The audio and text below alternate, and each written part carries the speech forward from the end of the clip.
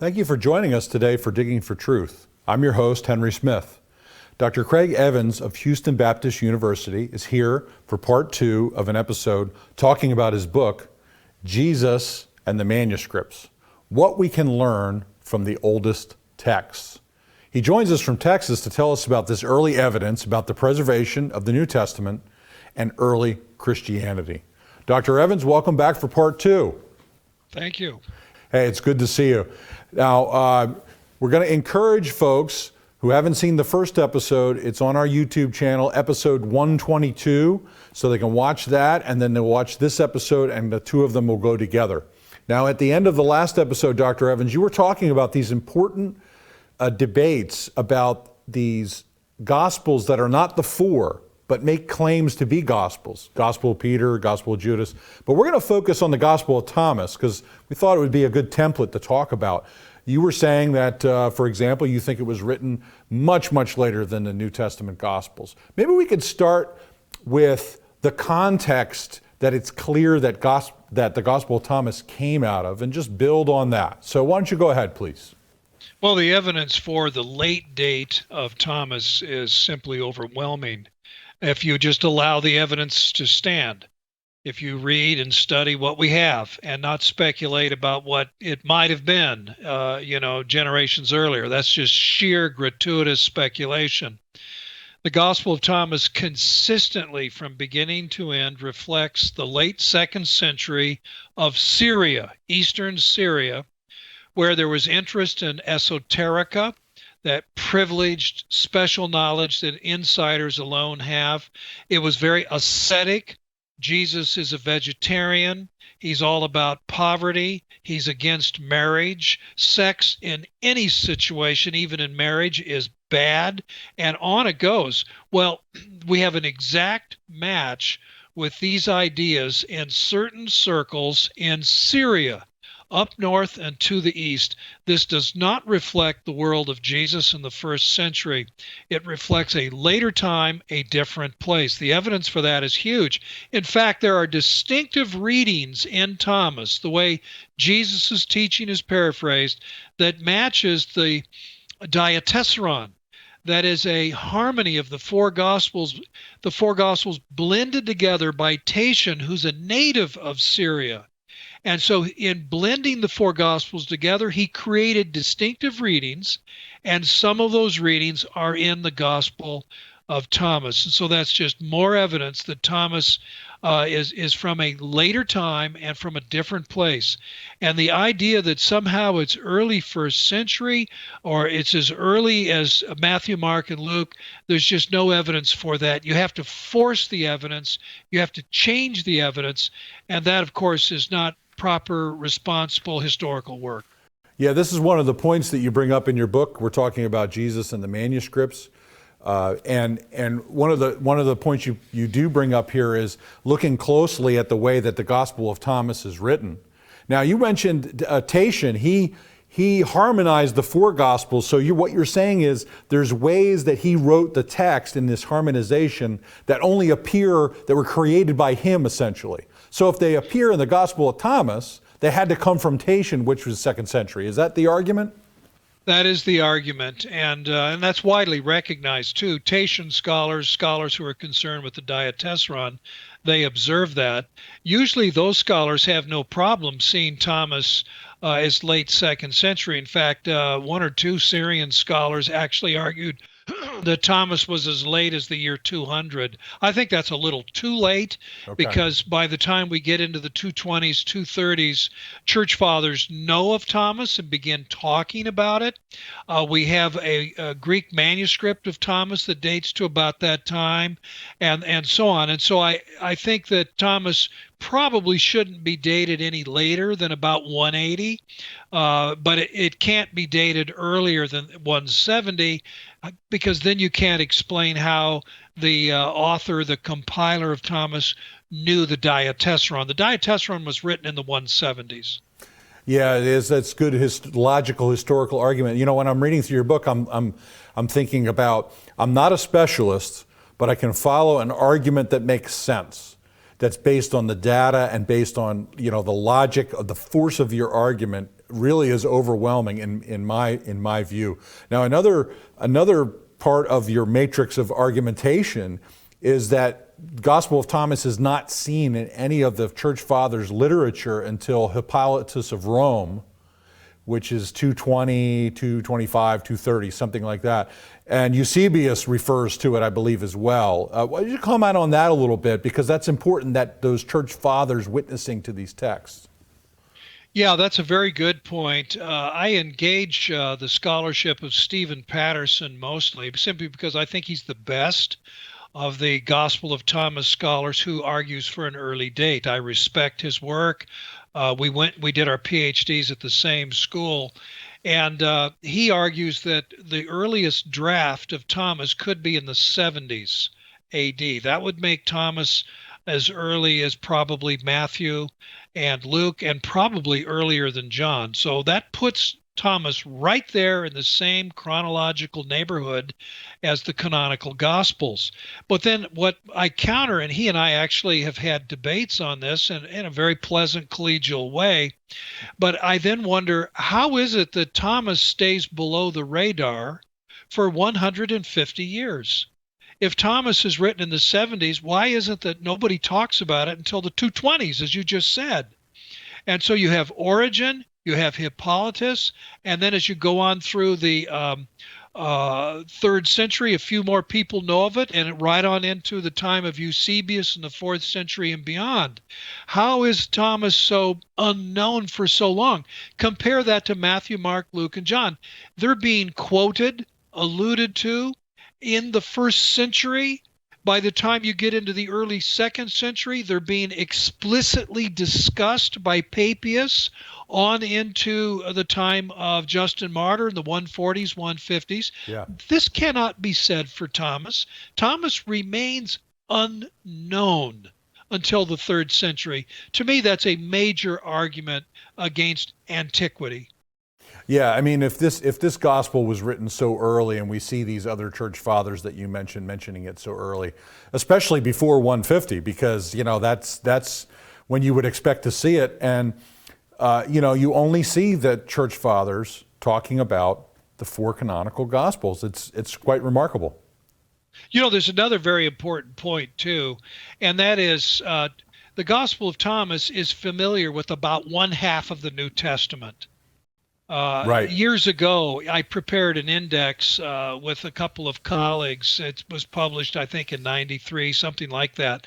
And we wanted to show how much of the New Testament and apocryphal writings wind up in some of the Nag Hammadi texts. And that would include the Gospel of Thomas, found in Nag Hammadi Codex number 2. And it turned out I was amazed. I had no idea. We worked our way systematically through all 114 sayings in the Gospel of Thomas, and we have anywhere from as few as 13, as many as 15 of the 27 books of the New Testament are quoted or alluded to in Thomas. How in the world could Thomas be 1st century? Right. Know that much of the New Testament? And that's a truism. Scholars know that. Yeah. There weren't New Testament books, Henry. If you and I went back in a time machine to the year 98, we could not find a copy of a New Testament and, get the whole thing, because it's still scattered. Individual books are circulating. So you can't know half of the New Testament until well into the 2nd century. Yeah. That's a very forceful argument you lay out in your book as well. Well, we're up on a break, Dr. Evans, and we'll be right back after this message. In a culture of intense Bible-denying skepticism, Associates for Biblical Research exists to strengthen followers of Jesus by affirming the authority of the Bible.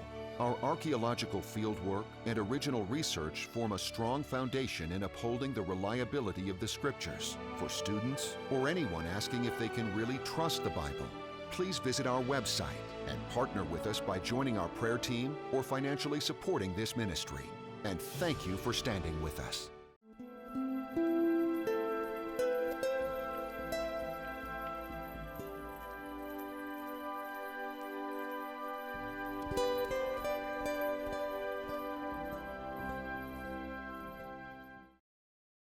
Hi, welcome back to Digging for Truth.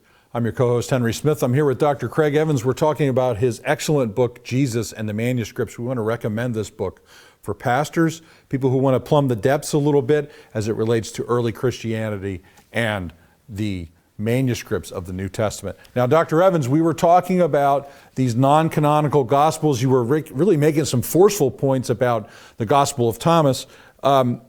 Another point that I thought was important, that's important here, is the circulation of the four Gospels together in codices, and you never see them with another Gospel connected to them. Maybe you could build on that thought too. That's part of the sort of matrix of evidence here. Oh, that's a very good point. And what that shows, contrary to the popular view in some circles today, that some of these writings were never considered canonical candidates. If they really were seen as candidates for inclusion amongst the writings of authoritative scripture, then why aren't they ever in collections of authoritative scripture? You never find the Gospel of Thomas, for example, along with Matthew, Mark, Luke, John. You never do. And then when we do find these writings, they're always clustered together. They're segregated. And so the Nag Hammadi codices, these are 13 leather-bound codices, and then we could add others like the Chacos Codex that was found more recently, and still others, and there are no biblical writings included. They're all extra canonical. They're outside. The other thing about Thomas, don't forget, the Gospel of Thomas begins with the words, these are the secret words of the living Jesus, which Thomas wrote down. Secret implies they're not public. And the early church understood canonical writings as the writings to be read in public. And so this whole idea, popular in some circles today, that Thomas ought to be added to the New Testament, or Thomas was unfairly excluded from the canon of Scripture by various church leaders or Emperor Constantine or something like that, is utter nonsense. The people who produced Thomas didn't want it read publicly. They wanted it to be studied privately. Yeah, and as you mentioned in your book, Eusebius, really not only mentions it, but it says that this is destructive to the church. So there's a theological argument that's built into this too, but it's part of a larger pieces of evidence that you bring about. Now, let's shift just slightly. We wanted to talk a little bit about some of these other ones, like the Gospel of Peter, or you might want to talk about the Gospel of Jesus' wife, which turned out to be a complete fraud. That's a lesson for the church. Maybe you could talk about that, but I'll let you go whatever direction you want. Well, the Gospel of Peter is an interesting example. It isn't taken very seriously by anyone. It doesn't introduce heretical ideas, but some people have tried to argue that in an earlier form, so here we go again, take the evidence, change the evidence, try to date it earlier. But what it clearly is, and I think it's a good illustration of this, it extends the guard at the tomb tradition you have in Matthew. And it does this to counter second century critics who are saying, why should we believe in the resurrection? Who were the witnesses? Hysterical women? Is that the best you can do? And so whoever wrote the Gospel of Peter, probably in the 140s, 150s, middle of the second century, he did better. He had the Roman guards, the centurion, Jewish elders spending the night in a cemetery guarding the tomb.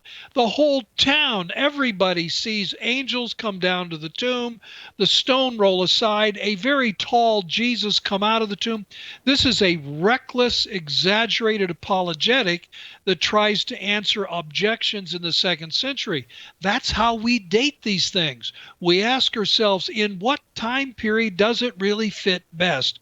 The Gospel of Peter fits best middle of the second century. Gospel of Thomas fits best end of the second century. I think what I hear you saying is the Gospel of Peter is not a Gnostic text saying here's secret knowledge, but here's a clumsy, clunky apologetic for the resurrection of Christ. Is that basically what you're saying? Yeah, that's right. Celsus, writing around the year 160, Celsus was a severe critic of early Christianity, and one of the things he camps on is we shouldn't believe in the resurrection because the witnesses were hysterical, frightened women. They were nobodies. If the resurrection of Jesus was seen by important people, including the people who persecuted him and crucified him, then we could believe it. Well, the Gospel of Peter is answering that objection, and that's precisely what he does. He writes an account where the risen Jesus is witnessed by his enemies. Yeah, I've always found interesting too the elevation of women by the Lord, that they were the witnesses in a culture that basically responded to women or thought of them in the way that you just described. And whoever wrote the Gospel of Peter is making a fundamental mistake by trying to say things that didn't happen. God put these women there as the witnesses to the resurrected Jesus. It's really remarkable to me. You have about 45 seconds left in this segment. Well, yeah, let me build on what you just said, Henry. You're right on the money. If the gospel accounts of the resurrection were fictitious, then they would have written the account more the way the Gospel of Peter was written. They would have had men there. They would have had important people. Pilate would have been a witness. But no, they tell the truth. This is what happened. It, in fact, was women who went to the tomb and saw Jesus. That smacks of truth, not exaggeration and myth. Yeah, I like it a lot. Well, Dr. Evans, thank you for explaining to our audience these sort of strange gospels. Some people may have never heard of them before. Some people have maybe heard of them, don't know what to do with them. Well, I suggest pick up your book, find out more about it, and find out why they're so problematic as it relates to the authority of the New Testament. And with that word, friends, please don't go away. We'll be right back with our final segment with Dr. Craig Evans. Bible and Spade is a non-technical quarterly publication published by the Associates for Biblical Research.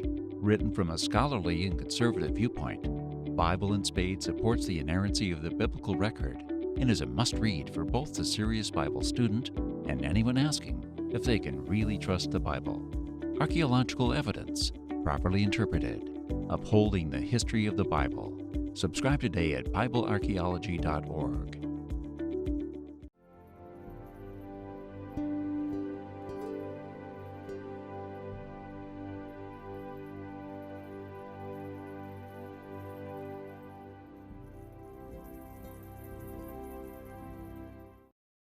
Hi, welcome back to Digging for Truth. I'm your co-host, Henry Smith. I'm here with Dr. Craig Evans. We're talking about his book, Jesus and the Manuscripts. I do just want to mention before we get to our last set of questions for Dr. Evans, the beautiful pictures in this book. So, folks, if you want to see beautiful manuscripts, they are in here in the back, full color and glossy photos, so they really look sharp. Now, Dr. Evans, let's talk about some other items that you have documented extensively that mention Jesus, mentioned some theology of the New Testament. We're talking about amulets, magic texts, probably things that people have not really heard much about, but I thought they were fascinating. So why don't you go ahead with that? Well, in the last segment, we talked about how the Gospel of Peter invents a story about having hostile witnesses observe the resurrection. Well, what's interesting? We have outsiders. We have people who are not Christians, who don't believe orthodox things, so to speak, about Jesus. Nonetheless, they testify to his healing power. And that's the stuff you're talking about, the magical texts, including amulets, metal lamellae, ceramic magic bowls. Jesus' name is mentioned in texts that are Jewish and pagan, where he's being appealed to. In one of them, he's called the God of the Hebrews, which is not the way Jews would talk, or Christians for that matter, but pagans might. They appeal to the God of the Hebrews, Jesus, for healing, protection from evil spirits, protection from various curses, protection from the evil eye, and so forth. And I think that's a very significant testimony. Some of this stuff, by the way, is first century. It's that old. It shows us that even in the non-Christian world, where they might not have a good understanding of who Jesus really is, nonetheless, they're aware that Jesus is powerful like nobody else and can command even the wicked, unclean spirits and heal people. And so we have this strange left-handed testimony, as it were, or a left-handed endorsement of who Jesus really is. Yeah, it's interesting. They're almost quasi-hostile witnesses. They're not hostile because they're adding Jesus to their own paganism. So it's a sort of a syncretization going on, but it's evidence of Jesus and his power. You know, the other thing is it's almost embarrassing to bring this up, but I should bring it up because some people out there may have heard these claims that Jesus never existed. And you know, these kind of texts are the kind of things that you go, come on. What is this silly nonsense? I mean, there's a website out there that's called that, and people in the church are confronted with this, even as absurd as it sounds. Well, you know, Henry, let's save that for another show, shall we? I could go on and on for hours about these mythicists and how they throw evidence under the bus. I mean, it's mentally pathetic. It's really tragic. Yes. But go back to the magic text. Jesus becomes well known immediately. There are two texts that I can mention, both of them in Greek. One of them is on a papyrus that calls Jesus the God of the Hebrews. But in this text, it refers to the temple with the altar whose flame is always burning. Well, that's not true after 70 when the temple's destroyed and the altar's knocked down. And so this text is pre-70 and is already referring to Jesus as divine. That is a very early testimony. Then there's a ceramic cup, a magic cup found in the harbor at Alexandria about 12, 13 years ago. And I've been in touch with the archaeologists who found it. And on the cup, it says, and it implies the magician has his power or is able to do whatever it is he does through Christ. And they think that it was an old cup. It predates Jesus, but then this was inscribed on it in the middle of the 1st century. So we have two very early testimonies to the power of Jesus by pagans. Yeah, and so I think, he existed and was well known to be a powerful healer. Yeah, and pagans are not orthodox. They don't have if you want to try to make an apologetic argument, they're quasi-hostile witnesses in a sense. Now, the cup that you just mentioned, I believe there's a picture in your book. Is that correct? Am I right about that? Yes, there is. Yeah. Okay, so we, folks can see that in the book. If that dating is correct, we're not talking about in Israel. We're talking about in Alexandria, Egypt. That's the gospel's already made its way down there. That's very early. Well, Henry, that's where that papyrus comes from too. And so you have a papyrus from Egypt by a pagan referring to Jesus as God, who will protect you from evil spirits. And the dating suggests that whenever this was written, the temple in Jerusalem still stood. Yeah, that's absolutely remarkable. And that's such a significant cataclysmic event in terms of dating, like the way that ancient writers talk about it. It's the before and after. I mean, it's the cataclysm of Judaism. And so that demarcation is very easy to identify in written records. Well, Dr. Evans, I'm going to give you about a minute and a half to wrap up the show. Believe it or not, it's almost over. Just summarize the best you can in a minute and a half, the importance of what you're doing here in the book and an encouragement to the people of God. I think it's very important that people who take the Bible seriously understand the facts. There's nothing to run away from. There's nothing to be afraid of. We have manuscripts that are very old, and we have a lot of them. There is no mystery. There is no uncertainty. We're not left wondering, how many chapters did Matthew originally have? Or was the Sermon on the Mount original? Or did he really pray the Lord's Prayer? We don't have any questions like that. We have many, many manuscripts. And the other thing about it, too, the basic outline of Jesus's ministry, his public teaching, his public miracles, his rejection at the hands of the ruling priests, his crucifixion by the Romans, and his resurrection, that's actually attested in various sources outside the New Testament. So the New Testament story, the gospel story, is not some pious fiction about somebody who never lived, and we're writing myths and we have no idea what he really said or did. That's the stuff of nonsense.